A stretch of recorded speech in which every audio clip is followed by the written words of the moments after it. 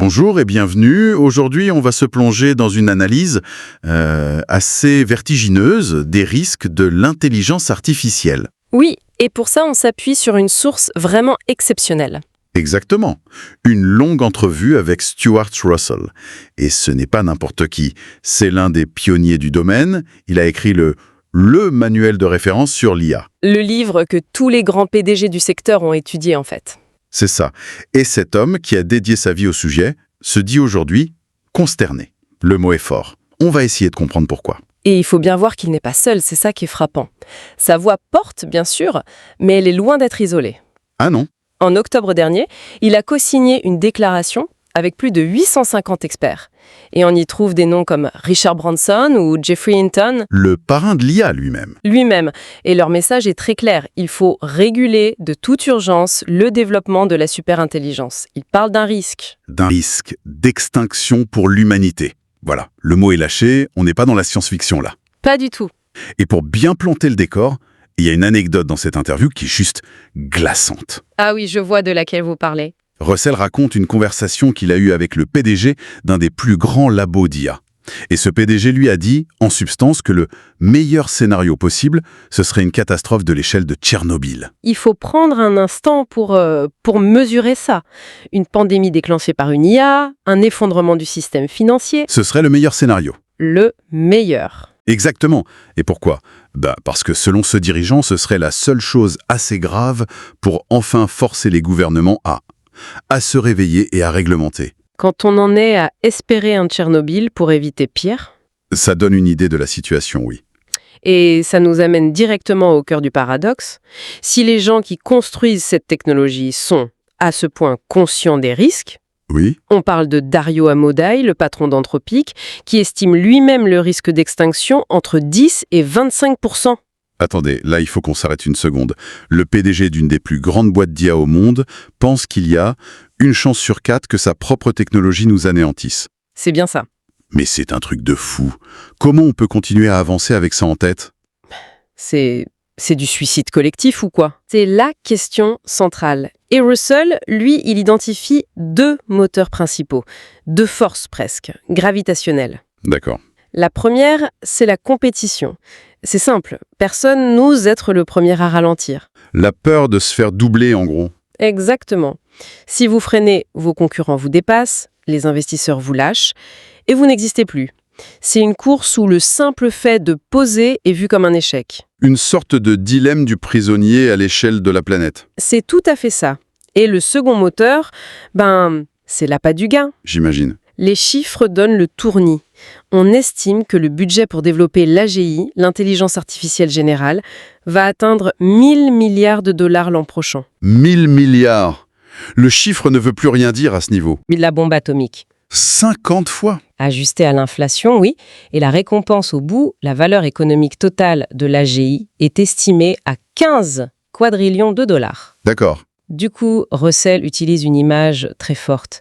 Il dit que c'est un aimant géant, un aimant qui nous attire inexorablement vers le futur, qu'on le veuille ou non. D'accord, je vois.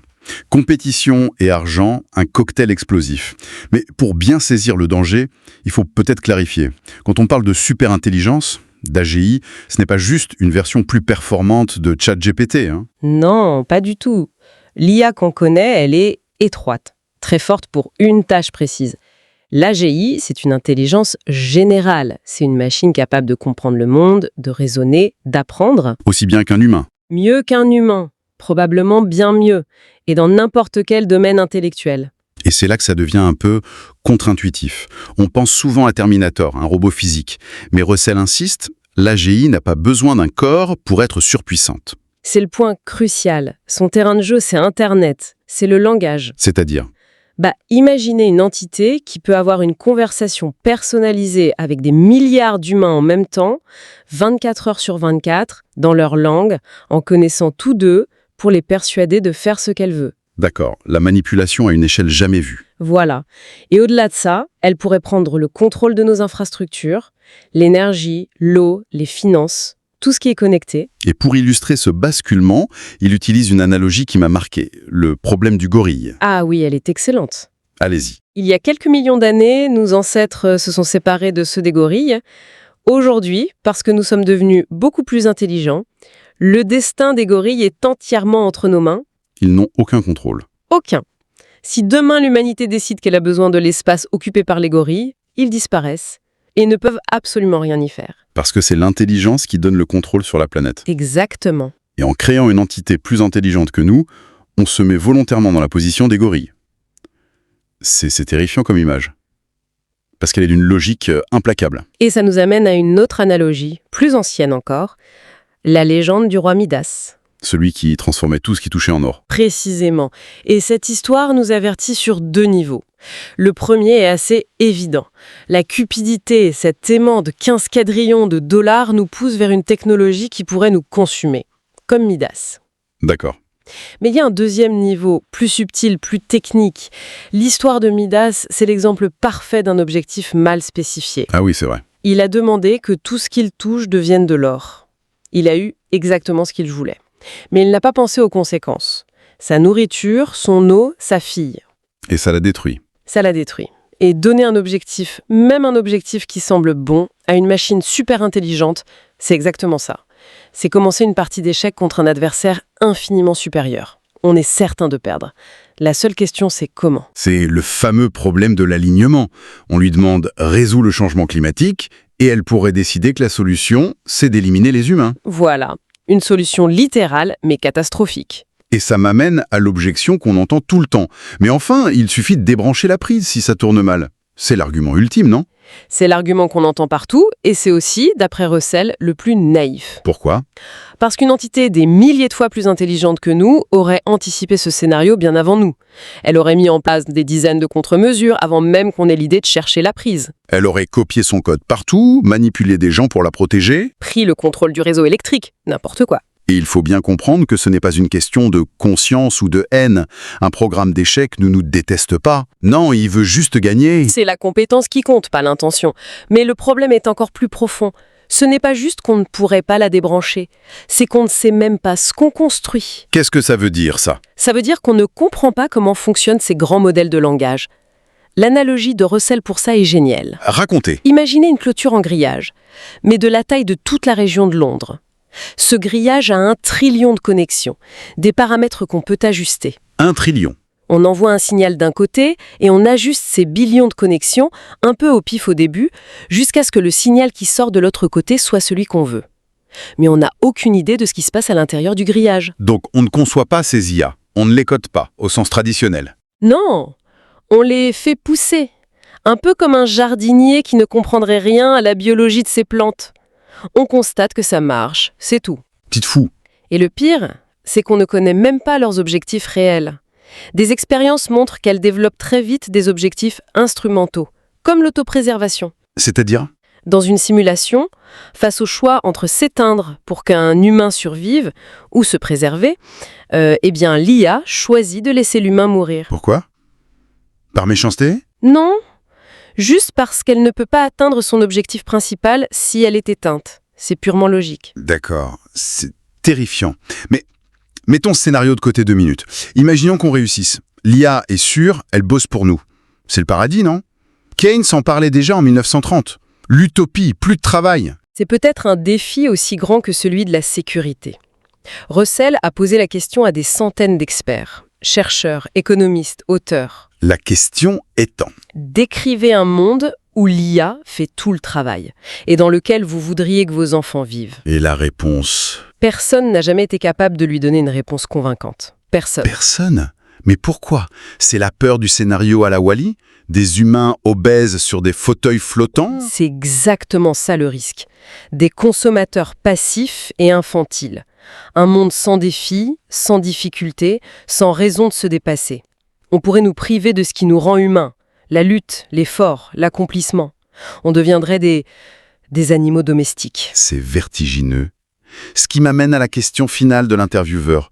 Le dilemme du bouton. Ah, le fameux bouton rouge. Voilà, s'il pouvait appuyer sur un bouton pour arrêter tout progrès en IA, pour toujours, est-ce qu'il le ferait? Sa réponse est très nuancée. Il dit que son choix idéal, ce serait un bouton pause. Disons une pause de 50 ans. Le temps de réfléchir. Le temps de résoudre les problèmes de sécurité et de penser la société qu'on veut.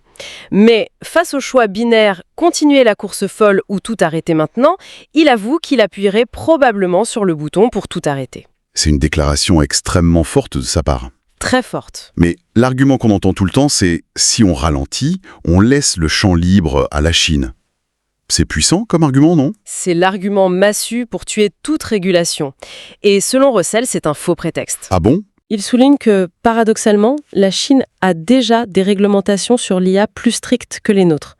Ils ont reconnu la nécessité d'un contrôle humain permanent sur ces systèmes. Donc cet argument de la course contre la Chine? C'est une manœuvre des entreprises pour éviter toute contrainte, pour conserver leur liberté d'action. D'accord. Donc si le bouton n'est pas idéal et que la course est folle, on fait quoi? C'est quoi la solution? Sa proposition est assez pragmatique en fait. Il ne demande pas une interdiction. Il demande une régulation efficace sur le modèle de ce qu'on fait pour le nucléaire. C'est-à-dire? On ne demande pas aux exploitants de centrales de promettre qu'il n'y aura pas d'accident. On leur demande de prouver, mathématiquement, que la probabilité d'une catastrophe est inférieure à un seuil. Et ce seuil pour l'IA, ce serait quoi? Il propose le même que pour le nucléaire. Une chance sur 100 millions par an qu'un système cause une catastrophe existentielle.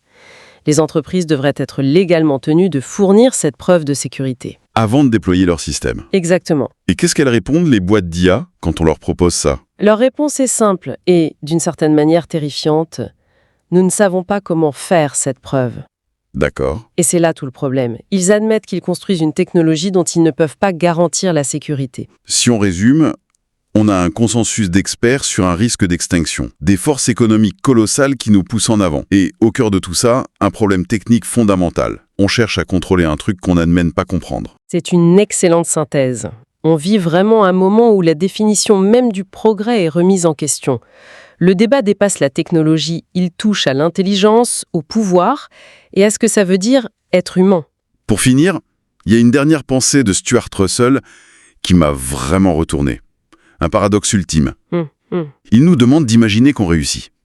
On crée une IA parfaitement bienveillante, avec un seul but, servir les intérêts de l'humanité. Mais cette IA, elle commence sans savoir quels sont ses intérêts.